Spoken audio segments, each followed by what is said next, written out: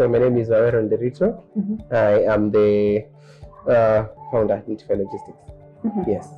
Tell us about Notify Logistics. What informed the choice of the name Notify Logistics, and why Notify Logistics? So why Notify Logistics? Because we saw a gap basically. The current market here, retail space in Kenya does not accommodate for especially the upcoming online businesses, which are quite a number when you think about it. Yes. So from our own challenges, we found that this is a segment and it's completely ignored by the current market offering. So we decided to start a business that takes care of an online business, and for us, it's to give them affordable space in strategic locations within town, and then now combine all these online businesses and give the walk-in customer an excellent shopping experience. Okay. Yes. Brilliant. Yeah. What is that thing about this business that has really inspired you to dream more and be more?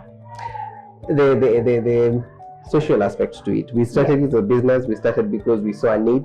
We wanted affordable retail space. Yes. But over the last 3 years, what we've seen is the impact of our business in the lives of our vendors. We have seen businesses that, they started up very small. Someone who was starting a concept, starting an idea, and they came and approached us and said, I'm not sure exactly how to do it, but I want to grow with you. And over time, we've seen that business grow to a point where now they have clientele all over Kenya, to a place where now they can afford their own shop, So for the journey, to work with small businesses to see them grow, that is something we are proud of. And it's something that inspires us every day to wake up. It is the journey of growth. And we like to say that Notify is the place where online businesses come to grow. Yes. Yeah. And it's a brilliant thing that you're holding the hands of those young businesses that are coming up. And I know there are people out there who have ideas of businesses, but they are stuck because of maybe space.